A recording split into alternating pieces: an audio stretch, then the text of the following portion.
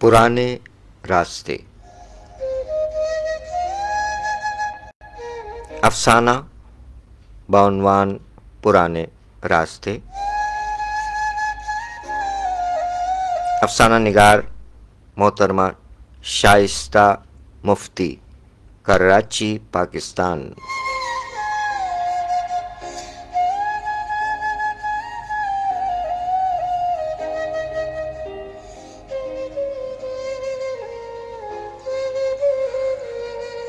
محترمہ شائستہ مفتی صاحبہ نے اپنے افسانے پرانے راستے میں تحریر فرمایا کہ اسے ہمیشہ سے ہی پرانے راستے تلاش کرنے کا بہت شوق تھا۔ جب بھی کبھی اسے کسی پرانی رہگزر کے علامات باقیہ نظر آتے، اس کی آنکھیں چمک اٹھتی، جیسے کسی خزانے پر نظر پڑ گئی ہو۔ ایسا راستہ جو کہ اس کے ماضی کی حسین گزرگاہوں سے جا ملتا ہو۔ ماضی بھی کیا تھا؟ حقیقت تو یہ تھی کہ اس کے ماضی میں ایسی بھی کوئی خاص بات نہیں تھی۔ ایک عام سا بچپن جس میں گھر تو یقیناً چھوٹے ہی تھے مگر لوگ بہت بڑے تھے۔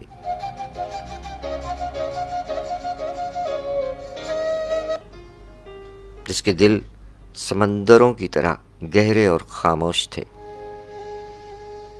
اسی لیے اسے ہر چیز سے لگاؤ تھا، کیونکہ اب جب وہ اپنے اطراف میں نظر ڈالتا تو گھر تو بہت بڑے بڑے ہیں مگر لوگ چھوٹے چھوٹے۔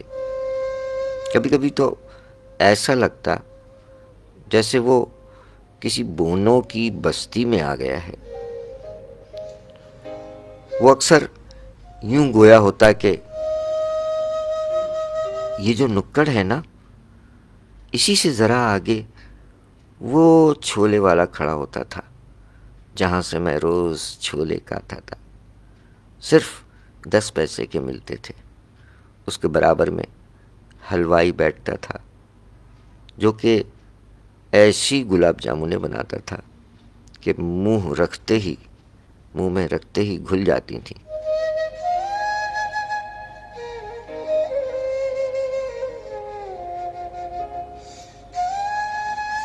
سامعین اکرام، کسی کو اس کی ان سخن ترازیوں سے کوئی دلچسپی نہ تھی۔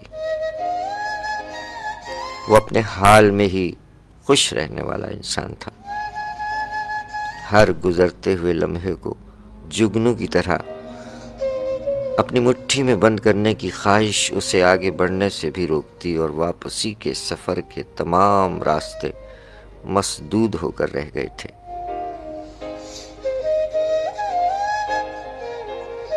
تقسیم کے بعد وہ بہت بچپن میں ہی اس شہر میں آ گیا تھا۔ اس وقت یہ شہر بالکل نیا نکور لگتا تھا، اجلا اجلا، جیسے ابھی ابھی سمندر سے نکلا ہو۔ صاف ستھری سڑکیں، خوشباش لوگ جن کے دلوں کے آر پار بھی دیکھا جا سکتا تھا۔ گویا ہر طرف مثبت سوچ کی لہریں تھیں کہ کرنوں کی مانند پھوٹتی رہتی تھیں۔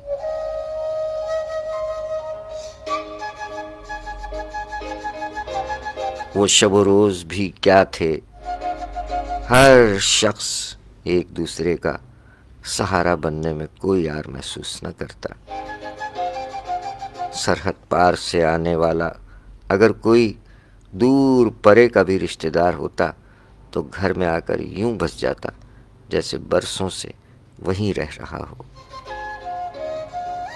رات کے وقت آنگن میں ہر طرف بستر ہی بستر لگ جاتے، قصے کہانیاں ہوتی، سفر کی رودادیں سنائی جاتی، پیچھے رہ جانے والے انمول رشتوں، گلیوں اور محلوں کا ذکر ہوتا۔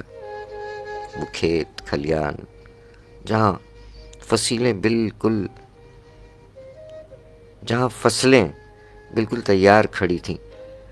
سب کے دکھ مشترک تھے اور انہی دکھوں نے ان سب کو آپس میں یوں نتھی کر دیا تھا کہ درمیان میں صرف خلوص و وفا کے سوا کچھ نہ تھا۔ نئے سورج کو دیکھ کر سب ہی کبھی سہم جاتے یا پھر جذب دل سے کام میں لگ جاتے، کیونکہ زندگی کو آگے تو بڑھنا ہی تھا۔ اس ماحول میں پرورش پانے کی وجہ سے اسے ایسا لگتا تھا کہ شاید وہ بھی ایک بھٹکا ہوا راہی ہے جو شاید رستہ بھٹک کر ادھر آ نکلا ہے، اور شاید کوئی پرانا راستہ اسے منزل سے ملا دے گا۔ روزانہ وہ اپنے ہم عمروں کے ساتھ قریبی پارک میں کھیلنے جاتا، جہاں تقریباً سبھی بچے ایک دوسرے کو جانتے تھے۔ بے فکری کے دن تھے، کچے پکے بیروں والے موسموں کی طرح۔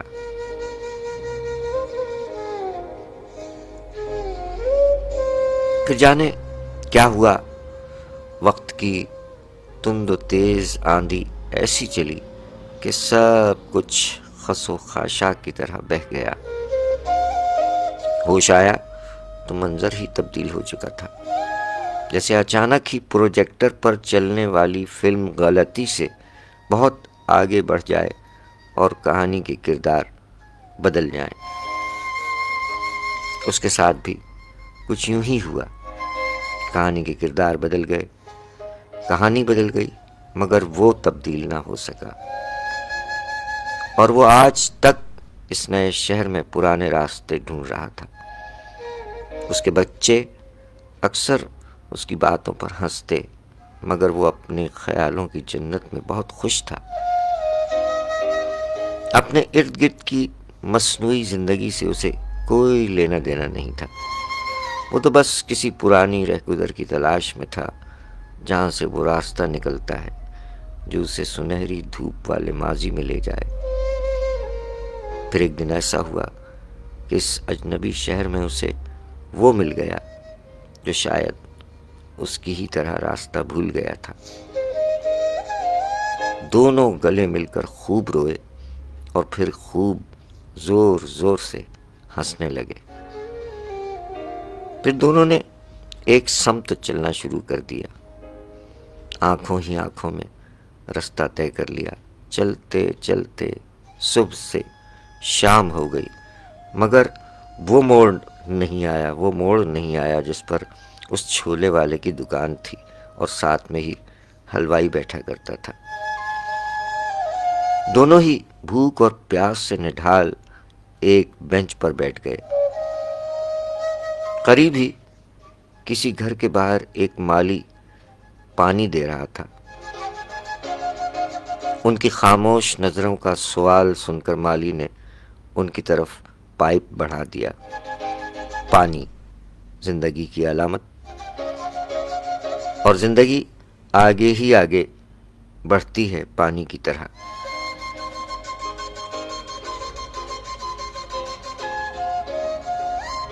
کسی نہ ختم ہونے والے سفر کی طرح۔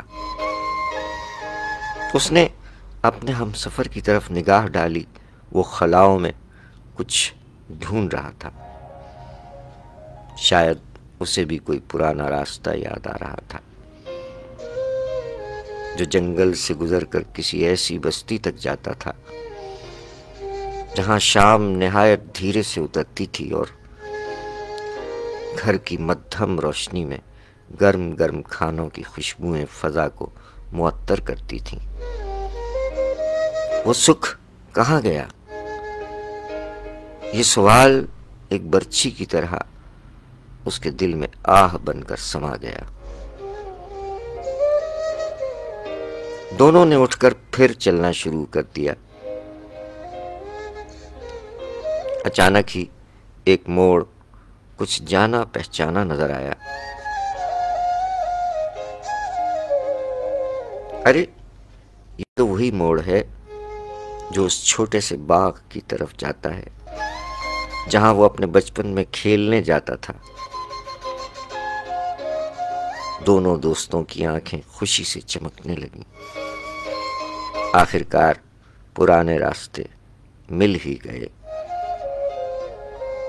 دونوں دوستوں نے وہ موڑ کاٹا اور اس پرانے راستے پر چل پڑے جو کہ اس باغ پر منتج ہوا۔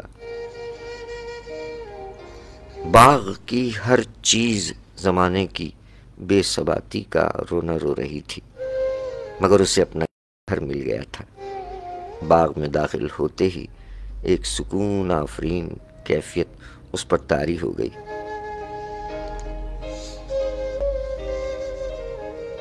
جیسے بھٹکے ہوئے آہو کو اپنی منزل نظر آنے لگی۔ اپنی منزل کے نئے راستے چاہے کتنے ہی حسین کیوں نہ ہو، پرانے راستوں کی قدامت پسندانہ حکمت کی جگہ نہیں لے سکتے۔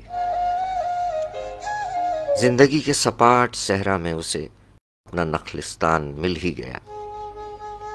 زندگی گزارنے کا سہارا اب وہ اس باغ کی آبیاری اور نگہداشت کرے گا، تاکہ جب بھی کبھی کوئی زمانے کا ستایا ہوا پرانے راستے تلاش کرتا ہوا ادھر آ نکلے تو اس نخلستان میں کچھ لمحے سکون کے گزار سکے۔ مسرت سے لبریز ہو کر اس نے اپنے ہمسفر کی طرف مڑ کر دیکھنا چاہا، مگر وہاں تو کوئی نہیں تھا۔ اس کا مونس و غمخوار اسے منزل تک پہنچا کر بھیڑ میں کہیں گم ہو چکا تھا،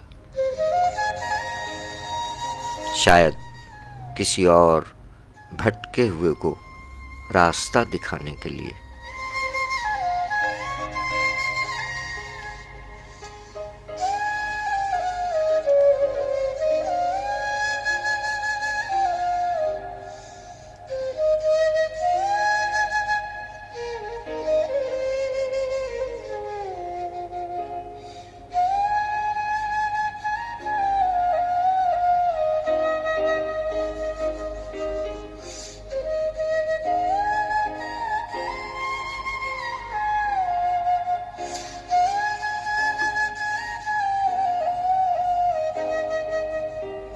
آپ نے افسانہ سماعت فرمایا پرانے راستے۔